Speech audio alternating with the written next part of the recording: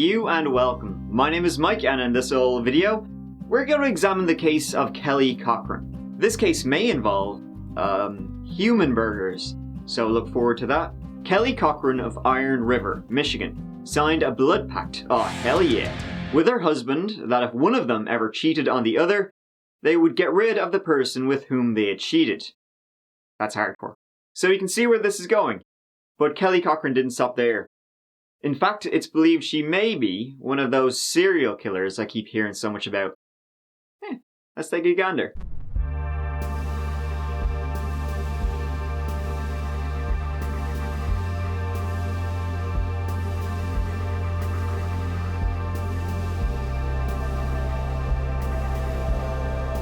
Kelly and her husband, Jason Cochran, were originally from Merrillville, Indiana.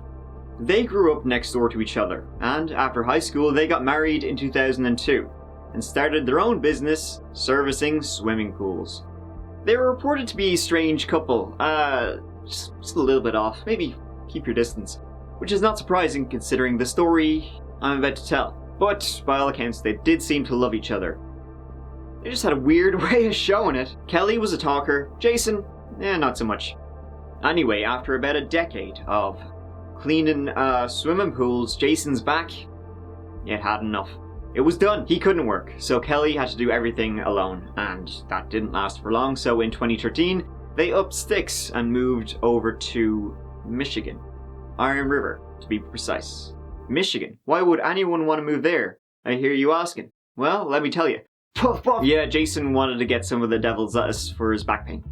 There, 33-year-old Kelly got a job at the Lake Shore Systems plant, while Jason stayed at home getting high, I guess, having a grand old time.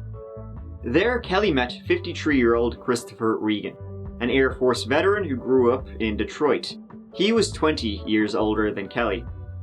He had in fact moved there himself to be closer to a teacher, Terry, who lived there and he had been dating for a while. Kelly and Chris, they became fast friends, and something maybe a little bit more, nudge nudge wink wink, and soon word began to spread that Chris, he was hammering more than nails. And so, with lots of that whispering, Kelly and Chris, they decided to cool it off, but they remained friends. Chris was actually planning moving away anyway, to North Carolina after accepting a job there. On the morning of October 14th, 2014, Chris texted Terry, the woman who was the reason he had moved to the area in the first place. This was to patch things up. They had kind of called it quits, but they remained friends, and I think Chris kind of wanted to actually get back together with Terry. Kelly was all sorts of crazy. And so, Chris texted her, said, hey, let's spend the weekend together, and you know what, next month we'll spend Thanksgiving together, following that, let's spend Christmas together. And Chris, after this text, would never be heard from again. 10 days after that last text message, Terry reported him missing to the Iron River police. They searched his home, found it to be a rancid shithole, which was actually quite unlike him as he usually kept things nice and neat. His phone was also gone. This doesn't look like Chris's apartment at all. It's like, no, it's all disheveled. The other room here it says he has everything that he needs to do to move. All of his notes, the realtors to get a hold of. Packing stuff. He hasn't even, this is his paperwork to accept the position. It's not even sent yet. Okay. His car was later found outside of town. Hello, friend of mine. That's been for a long time. This water bottle, and that's not the thing that this is chewing. Okay, yeah, and gloves. That is knee brace? Yep. Does he normally wear the knee brace? Okay. And in the car they found directions to a house. No prizes for where the directions would lead them. So the police popped over to Kelly and Jason. Know anything about Chris? Haven't seen him in a while. Kelly was happy-go-lucky. She was in a grand form, wasn't nervous at all. Said, no, haven't seen him in ages. Don't know what you're on about. Jason, he was a bit like. However, when the police learned that Kelly and Chris had been having an affair, they brought them back in. Let's have another chat. Just so you know, before we start, you can leave anytime you want. Okay. We're not I came down here willingly. Yep, willingly, voluntarily, we're not holding you, okay? Thank you. Kelly was upfront. She was like, yeah, we have an open marriage. It's cool. We're pretty chill dudes. Did you have an intimate relationship? Yes, we did. Okay. And obviously your husband knows or doesn't know about that? He knows. He knows. Mm-hmm. Okay. And your husband didn't mind that this was going on, or what? I was open with him. Chris wasn't the only one I was seeing. He had suffered with depression for a long time. He had cancer a while back. He can't do anything physical without being in a lot of pain, so it's been kind of hard. We have to find Chris. Okay. And we're gonna follow every lead. Jason, he wasn't the same. You were very much aware of what Kelly was doing. Wasn't really Abby, but I know my wife's kind of been seeing people the last couple of months. Well, it was my choice on whether to divorce or to try to stick it out for a little while. I either had to accept it or to let her go. A few months later, the police returned to the Cochrans, Kelly and Jason's, and searched the house. They didn't find a body. They didn't find any evidence. But what they did find was kind of weird. Crazy dog. Yeah. I'll put away. This is Trevor Rassler with the Michigan State Police. Stop. And what I have, Kelly, is a search warrant. Residence. Hi, Jason. How you doing? I'm doing good. How are you? Okay. Look at this house, though. You've got a 22 handgun. Is it loaded? Yep. Underneath here. You've got a baseball bat right here. Oh my God. You've got a gun in the, over here. Did I tell you? Upstairs. And look at right here. You got a hammer sitting right here. What the hell? They found a rough draft of a book written by Jason, in which he talked about going on killing sprees and seeking revenge against someone who they say was very similar to Chris. Driss Keegan, probably. What do you think happened to Chris? I don't know. Did you kill him? Did I kill him? No. Did your husband kill him? No. And so, with the police honing in on Kelly and Jason, they were definite people of interest. Kelly and Jason, the Cochrans, they were like, oh, Jesus, look at the time. I think we better leave state and move back to Indiana before things start heating up even more. And so, Chris remained a missing person. We begin tonight marking 1 year since an Iron River man went missing. Chris Reagan was last seen on or around October 14th of 2014. His vehicle was found at a park and ride lot just 4 miles east of Iron River. The disappearance of the 53-year-old man is described by police as suspicious. The Iron River Police Chief says that the search is continuing. In fact, a search is underway of the Caspian mine in the Leo Raimondi Jr. Memorial Park in Caspian. If you can help police with this investigation, you're asked to contact the Iron River Police. Roughly a year later, on February 20th, 2016, Kelly Cochran called 911, saying her husband wasn't breathing. Wake County 911. His face is like blue. He's breathing barely. I don't know what's wrong. He's throwing up. He's sweating. I need an ambulance right away. And how old is the person? 37. Just get an ambulance here right now. Okay, stay on the line with me. I need an ambulance here right away. Okay, they've been dispatched. When technicians arrived, Kelly was hysterical. Jason was already dead. It appeared he had died from a heroin overdose, which he had been reportedly using to battle his chronic back pain. But friends of Jason would say he had never used anything stronger than the devil's lettuce. Heroin? It's not like him. And so, when the medical examiner took a look at Jason's body, he did confirm he had been taking a fair amount of drugs. But it also showed he had died of strangulation. He was murdered. It wasn't a drug overdose. Kelly was brought in. Well, what are the odds? You were having an affair with a guy who just went missing and now your husband died of murder. What's the crack? She was brought in time and time again, and just when she seemed like she was going to crack, she was... Part 2. Look at the time, I gotta go. To the West Coast, she said. So now the police were like, let me put on my thinking cap here. This is the second death or mysterious disappearance she's been involved with, and the second time she's left town after things started heating up. Stop right there, criminal scum! Nobody breaks the law on my watch! Arrest her. She was caught in April 2016 in Kentucky and brought on back. This time she told the police everything. She said that when she and Jason were married in 2002, they had made a pact that if one of them ever cheated on the other, they would kill the person they had been having an affair with. Made this agreement all the way back 14 years ago, before you're married, or the day of, or what? When does that agreement occur? The wedding day. What happened? How? What did he do with Chris? I don't know. Help me bring Chris home. I want something of Chris's so that his kids can marry and have a proper service. What might be hard? But you know where he put it, pieces. Yes. Alright. You're gonna go with me, okay? We're gonna go. Jason was pretty pissed off she was having an affair, as you see in the interview. He wasn't really keen on open marriages, so he said to Kelly, "What are you gonna do to make up for it? The blood pact is binding." Kelly claimed that Jason forced her to lure Chris back to their home, and while Kelly and Chris were banging, Jason came up and shot Chris in the back of the head.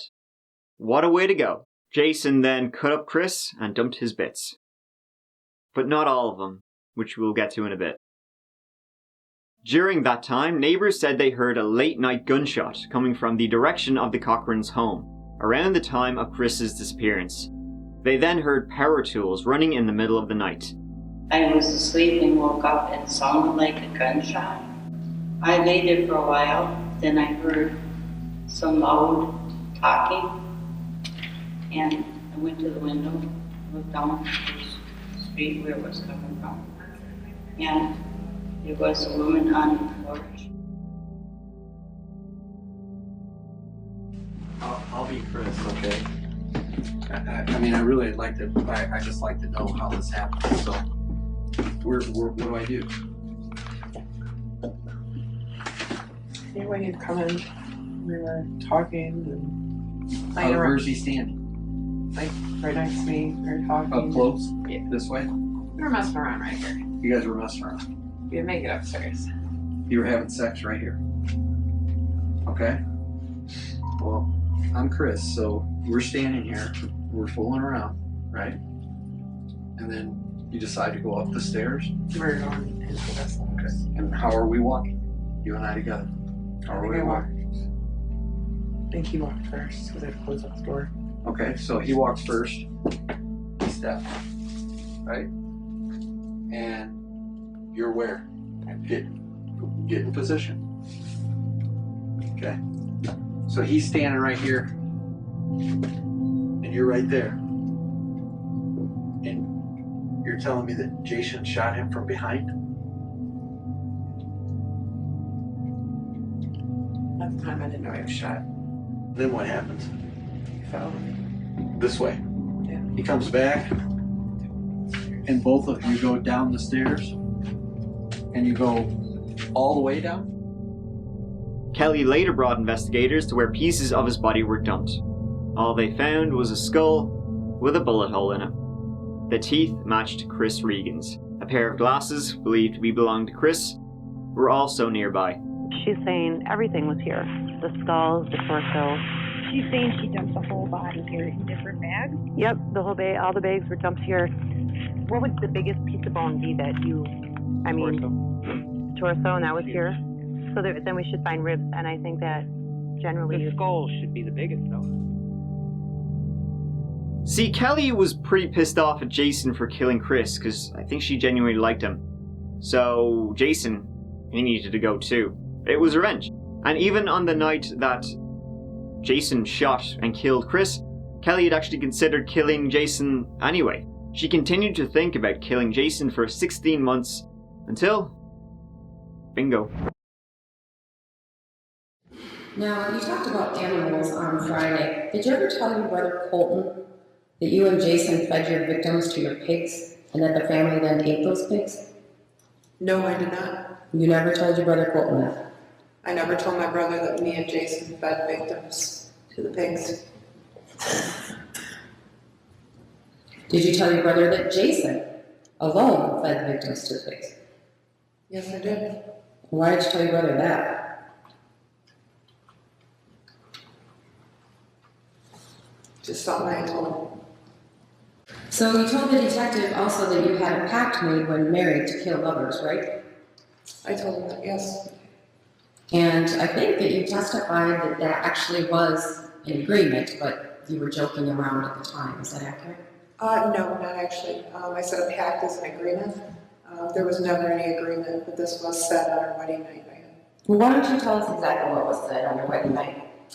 He said that if I had ever cheated on him, or vice versa, that the other one, that you would have to kill your significant other, and if you didn't, then the other would have to do it. So that actually was discussed?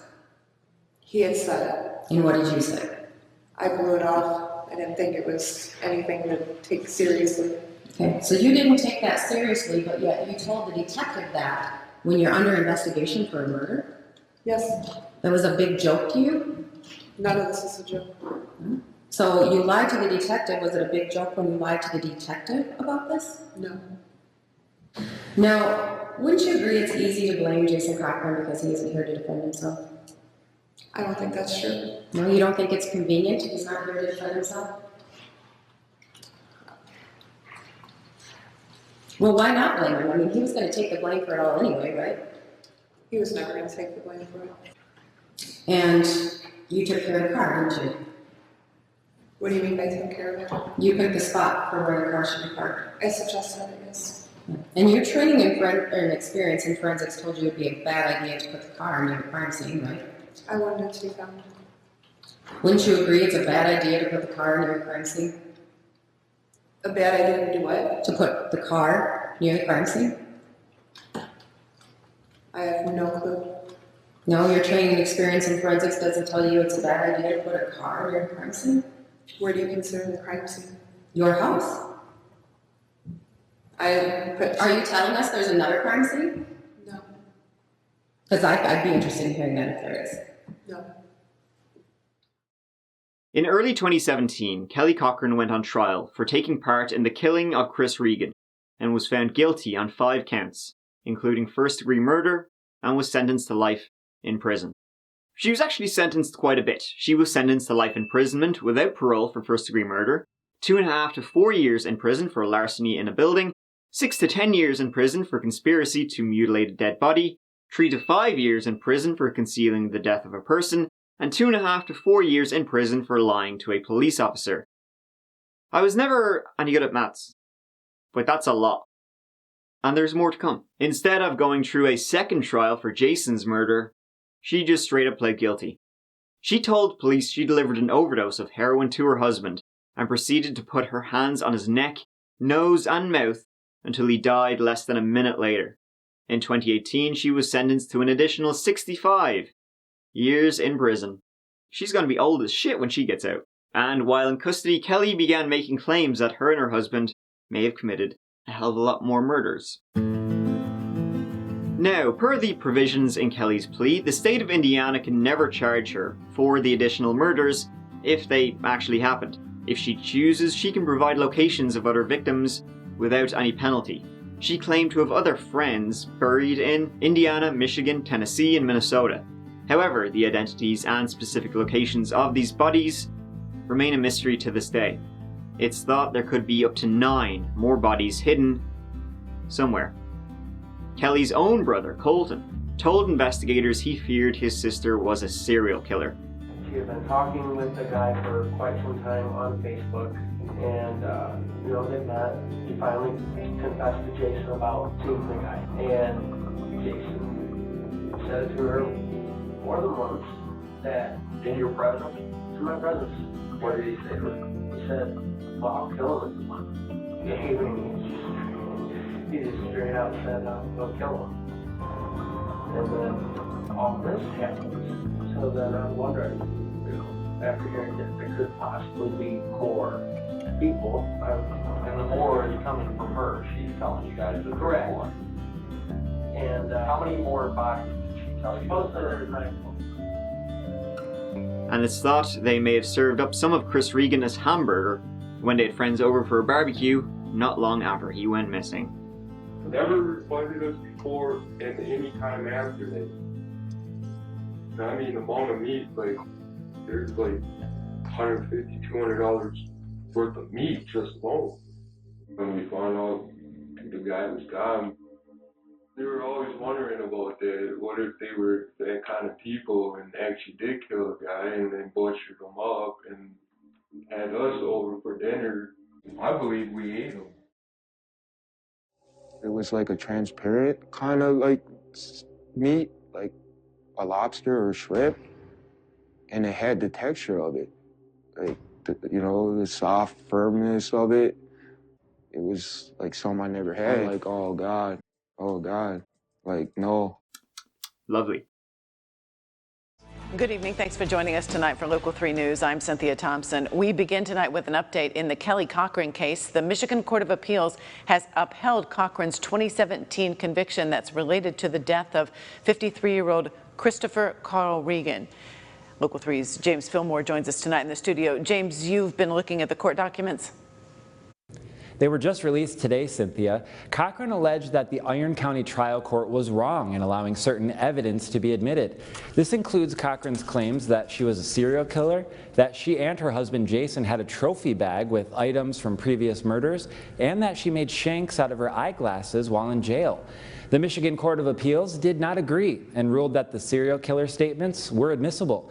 Plus, the Court of Appeals decided it was not likely that the shanks impacted the outcome of the trial, considering all the other evidence. Now, all of this means Cochran's life sentence and conviction in Michigan stands. If Kelly Cochran truly was a serial killer and her husband as well, that remains to be seen. But from what they did to Chris, it seems like they were pretty adept at killing him and chopping him up for first-time killers, and then serving him up for a nice juicy burger. It's not exactly first-time killer stuff, but I think the lesson we gotta learn from this story is that blood pacts, they're binding. Thank you so much for watching. I really appreciate it. If you'd like to watch some more of my videos, please work away, and I will see you as always real soon in the next video. Take care of yourselves. Mike out.